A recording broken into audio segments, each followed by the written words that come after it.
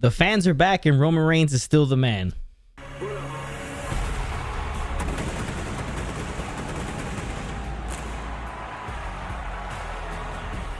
What up, Marks? Guys, Friday Night Smackdown, let's get into it. It's the first Friday Night Smackdown in over 70 weeks. He's repeated it like 7,000 times during this event that, you know, they haven't had fans, so they finally had fans. This is the first show. We had a new set. We had a new everything. It looked pretty cool. It was a lot of fun to start off the show with the 6-man tag, which was Roman Reigns, the Usos, the Bloodline, taking on Edge and the Mysterios in a 6-man tag, and the crowd was hot for this entire thing.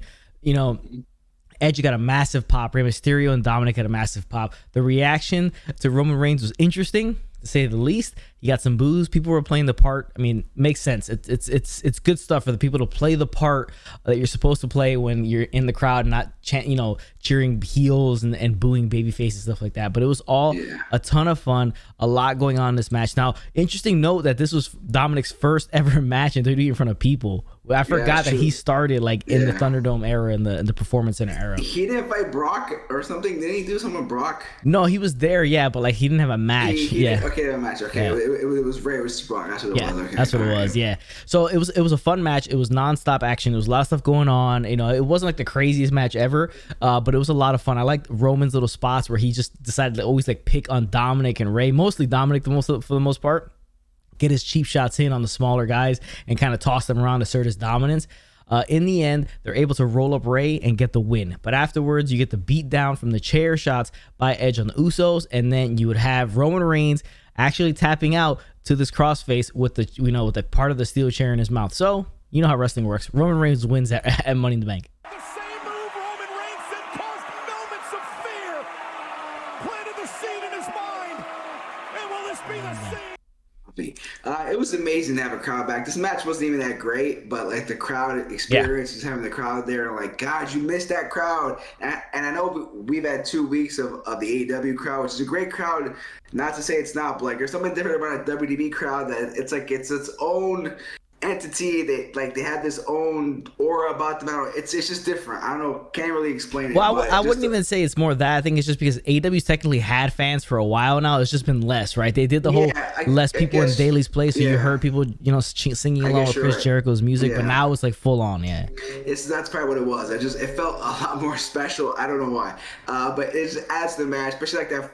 And I don't know, if I was in the crowd and Roman Reigns came out, I'd cheer. Like, I can't It's prove tough, like, it's tough, he's been that good, so good on them for following over, like just playing kayfabe and doing that whole thing. But it was, it was just an awesome experience to see the crowd there and have the whole vibe back. And just like, again, like I said, this match wasn't like the greatest thing ever. It was fun. It was an interesting match, but the crowd just elevated everything so much. And we've missed that with the pay-per-views and big matches where like the crowd just wasn't there to like put that match over the top, just to add to the experience of it. And it's been missed, and my God, it's back, and I can't believe it's back, and I'm happy it's back, and I hope it stays back for forever and ever and ever until the day I die when I'm 120. Yeah, now it's like the Hogan Rock thing or Hogan Goldberg, where like the matches aren't good, but if you play them with the sound off, it's a terrible thing. But if you play with the sound on, it makes a complete difference. It elevates the match. This is what you got here. It wasn't a great match by any means necessary. It wasn't a 6-man tag like AEW would do with a lot of spots, a lot of things going on. So it wasn't that, but it was fun because it was the first time WWE has like full capacity fans other than WrestleMania. So it was worked differently. WWE built a little bit more to it, whereas AEW had the luxury of having the fans there, and they decided to have less fans. I think something that Vince McMahon just didn't want to do was have less fans in there. He wants to have it full. So for the optics reason, that's just what it is. That's the difference in the two. But we also had and how they like the crowd and like the whole. It just feels a little more high end on the. Obviously, there are a lot of companies. Yeah, the production is on a different level. Yeah. But next thing we had an interview with Edge in the back talking about his upcoming, Money in the Bank match after what he just did to Roman. You have Seth Rollins rolling up on him and saying like, "I hope you beat him. No, I don't think you will, but I hope you do. I'll be cheering for you because I'm going to cash in on you." So it's setting up SummerSlam, Edge, Seth Rollins. That's where it's headed. We all know that's where it's going in some way, shape, or form or another. That's where it's going. Then we had Sami Zayn coming out. We had seen him for a little bit. His last man standing match against Kevin Owens a few weeks back. He comes out, continues conspiracy talk, and now saying that the fans and the crowd are gonna be behind him, so they get the conspiracy. Then he shits on all the fans, and then we get the returning Finn Balor, the Prince Finn Balor, the former NXT champion. He's out of NXT and he's back on SmackDown. I'm on SmackDown. Top rope for Balor. Coup de grace. Yes, it is. SmackDown. So I guess just be poorly booked again, because that's what it seems like. I mean, he comes out like in the end, I do hope, like I've said a million times, I hope Sami Zayn's conspiracy angle ends up being true. There's a mass conspiracy against him by WWE management and all stuff like that, hopefully. But like Finn Balor coming out and just beating his ass, and then what is Finn Balor gonna do after this, really honest? And I don't think he needed to even come up. I think he just should have just stayed on NXT. It's just, it's Finn. It's like he was so good over the last year in NXT. Yes. He was the NXT champion. He did a great job. I mean, they booked him perfectly. Like, if he's that character on the main roster, it could work. Do I think he needs to be on SmackDown? No, I think he should be on Raw. I don't know if they're going to call somebody up on Raw from one day. It's going to be interesting, or maybe a missing person might show up. I don't know. We'll see. We'll see what happens for this Raw, but I feel like he would have been perfect on Raw. You could have built him over time slowly, because you have the 3 hours. You can dedicate a good segment of Raw to building him up. We're on SmackDown. There's a lot going on SmackDown. He's gonna fall to Roman. He's gonna fall to Seth. He's gonna fall to Edge. He's gonna fall to basically just about, I would say, 30-40% of the roster right now on SmackDown, because it's only have 2 hours. And I don't know if it was the smartest move, and I don't trust the Vince and Pritchard to book him in the right way. They didn't do it the first time. I know Pritchard wasn't there, but he's never been really a big fan of him anyway. So I don't know. I'm just hoping that they let Triple H kind of chime in. This is what you should do. Blah blah blah. Blah. I don't know, because there's no reason to waste him. Well, will we get 2016 version of him where he became the first Universal Champion and was cut short? Could we get something like that? Maybe. I'm not hopeful whatsoever. I'm very cynical about this stuff. I think he'll be booked poorly, and it'll just be another like meandering run, and that could be his way out of the company, to be honest with you. Yeah. But the next thing on the show was the return of Shotzi and Nox, because that's what they're going by. It's not Shotzi Blackheart, it's not Tegan Nox, it's Shotzi Nox. Last names. Yeah, so they're doing a rematch against, Natalya and Tamina after beating them last week on SmackDown. And then you have Liv Morgan as Lena Vega on commentary, which I think was a little bit too much, because it took away a ton from the match, because you're just like, all that bickering between the two of them, it's just like kind of like distracting while you're trying to watch a match or whatever. But in the end, their bickering turned into a brawl. It distracts Natalya and Tamina, allowing Nox and Shotzi, I'm going to call them Tegan Nox and Shotzi Blackheart. I ain't doing that shit. You know what I'm saying? The Shotzi Blackheart and Tegan Nox get the win here. So that's pretty much it. I mean, this building up towards Money in the Bank this Sunday, and then what goes on after that with those tag team titles. Yeah, I mean, just your run-of-the-mill tag team match. I mean, hopefully Tegan Nox and Shotzi. I don't know if that was like the best way to bring them up either. Just count their names and put them in the tags, because if they weren't even, Tegan just came back like 2 weeks ago on NXT, if I'm not correct. But like, what's the point of having put her literally 2 days later in a tag team with Shotzi, who wasn't in a tag team with Ember Moon last time I checked, but it is what I don't know, just kind of messing things up or cutting names. It feels rushed. It feels kind of dumb to book it this way. It was more of just like, we had these tag team belts. We haven't built tag teams on the main roster to go with the tag team champs, so we're just going to call these two random people up there. We weren't even booked together. Let's just call them up. And that's no respect to both Shotzi and Tegan Nox. We like them both, but like, it didn't feel right last week, and in the match, it didn't feel right for me either, so I'm not really that excited about it. Could they win the belts? Yeah, but is it going to mean anything? No, not really. None whatsoever. Yeah, that's the whole thing. The belts mean nothing, so them coming up as a tag team means nothing in effect to that. So the next thing on the show was the SmackDown Women's Championship match. You had Bianca Belair taking on Carmella. It's a solid little match. It's a match that was put together because Bayley's injury, so we got this match here. The crowd was hot for Bianca Belair. They were excited for her to be out there, so good for her. This may re-jolt her babyface character, and we'll see. Obviously, SummerSlam, I think they're going the Sasha Banks running back route. So I think that's where they're going to head. So we'll probably build to that. She'll have the night off for Money in the Bank. So it was a solid little match, but in the end, Carmella gets the win. Yeah, I mean, it just sucks because Bayley got hurt. I mean, the feud wasn't that great to begin with, but just the fact that Bayley got hurt kind of pushed everything, just put a tornado into it. Yep. But, I mean, the crowd was hot for her. The crowd's behind her. She does have, like, that baby face feel when there's a crowd there. It feels a lot better than when it's an empty arena with video boards. I think it felt better. Take that as you will. But, yeah, hopefully they just keep booking it right. And I like Carmella. I see nothing wrong with Carmella. I think if she's booked a little better, a little more serious, it could be an interesting feud. But, yeah, all points lead to Sasha Bianca rematch. So that just is what it is. Yeah, definitely. Another thing with this match not being on Money in the Bank pay-per-view, we get the kickoff show match announced that it's going to be the SmackDown Tag Team title match, the Usos versus the Mysterios. So could the Usos be winning the title on the kickoff? I mean, it's a big match to be on the kickoff show, to be honest with you, because it's involvement with the main storyline on SmackDown. So I guess they're trying to hype up the kickoff for that show. Get on there. Yeah, it should be kind of interesting. But the next thing we got on the show was King Corbin, or formerly known as King Corbin, just Baron Corbin. He's out in the ring. He's disheveled. He looks, down on his luck, broke some reason. It's such an outlandish storyline to think of that he's broke, even though he's still contracted, so he's still getting paid. I mean, he must be in massive debt. But we've booked him before, right? We did the Let's Book It segment on him a couple weeks back, and I said we wanted to see like a poor.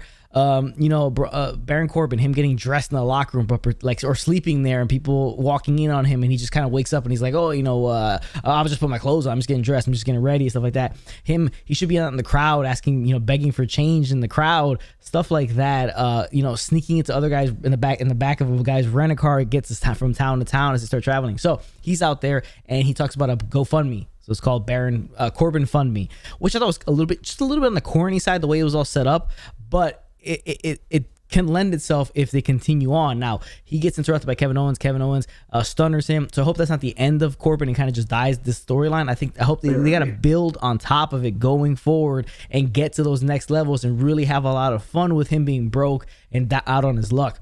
That's what they got to do. They cannot just kill it right here. They started with the Corbin Fund Me. It's a little bit on the corny side, but if they can build and kind of just take it to another level and kind of keep pushing the envelope with it, I think it'd be awesome stuff. Yeah, I like when his car got repoed, all that stuff. They missed the mark on having the repo man there. Yes. But it was what it was. But I liked our booking better, where there was just like slowly but surely you book that he's broke, and you see him being like the begging man. The GoFundMe was kind of corny, like you said. It was kind of overthinking it. I think maybe later on, if you would have built it just a little do it more subtly, yeah, like subtly get to that point. I think it would have been smarter. But again, it's rushed. They have a crowd there, maybe trying to push it. But yeah, like you said, just him begging for money or showing up and people's like, hey man, I'll take a ride with you, like trying to get somebody on the ride, like that'd be hilarious. Like it'd be hysterical. I think people would get it. But they could do a shot where like the guys get in their car and he's just sitting in the back seat already. Like he's just how the hell you get in here? Where we going? I'm gonna say we're going with you guys. All right, like that would have been entertaining, would have been fun, and you would have felt sorry, but it still would have been funny. It's just I just think that would have been better for me. But I think a way they could build on this GoFundMe is that next week or the next couple weeks, maybe down the road, he comes out and he shows like nobody's donated anything whatsoever, so he starts going into the crowd to do it, right? And then you can get to that crowd interaction of him asking for money, like how like Deacon Batista used to walk around with the collection thing and ask for money, along with Devon, brother Devon. So like they could do that. So but this leads into the Fatal 4-Way, the big Fatal 4-Way. It's King Nakamura, it is Kevin Owens, Big E, and Seth Rollins in this match. All guys, the 4 guys that are in the SmackDown side of the Money in the Bank ladder match. And it was a pretty fun match. It really was. And we got the highlight of the night right here from Kevin Owens. What a maneuver!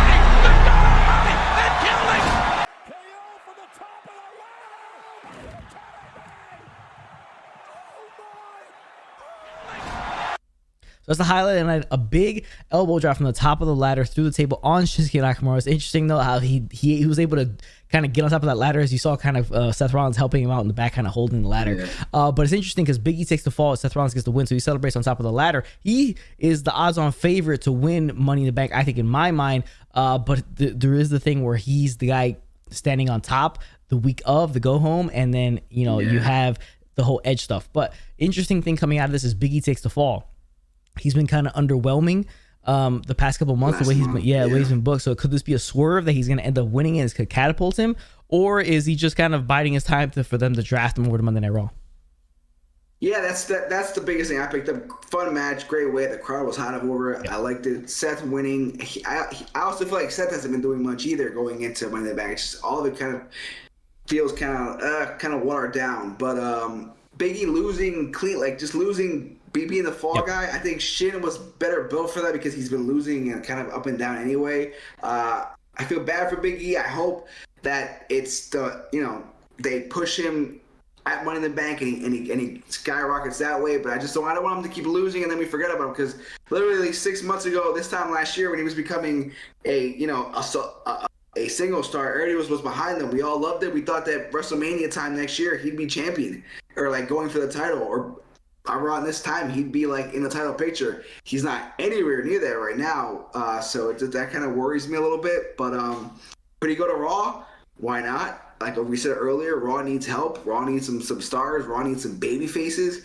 So I think makes sense when they go there. But again, I'm also not all that backing on the Money in the Bank, because the Money in the Bank the last few years, the guy that won it, that's won it, it really hasn't done anything for him. I don't think it has that same prestige, that same feel where if you win it, you're not really going to be booked anywhere, because you can lose it or you can just be a bum with it. So again, Money in the Bank is still just not.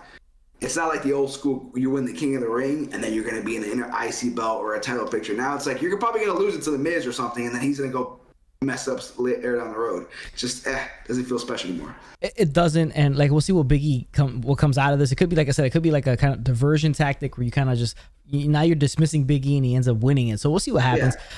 But like with the fall from grace of Big E a little bit, we have an even bigger fall from grace from Cesaro, which we forgot to mention. He had a throwaway match against Otis that ended up in disqualification. Now he's beefing with the Alpha Academy right now. But what a fall. I mean, the guy's fallen off like so much since where he was with Roman Reigns, Daniel Bryan, then he jumped up to Seth, and now he's down here. So not looking good for the future of Cesaro. Yeah, but we'll see what goes on with him if he goes to Raw or something like that. But guys, that's a review and reaction of Friday Night Smackdown, a big episode of Friday Night Smackdown with the fans finally returning. Money in the Bank is the go-home edition of Friday Night Smackdown. Money in the Bank this Sunday. Make sure you tune into that. Make sure you tune into after Money in the Bank for my live stream that I'll be doing with West Coast Popcast like normal. I'll be reviewing the show in a live format.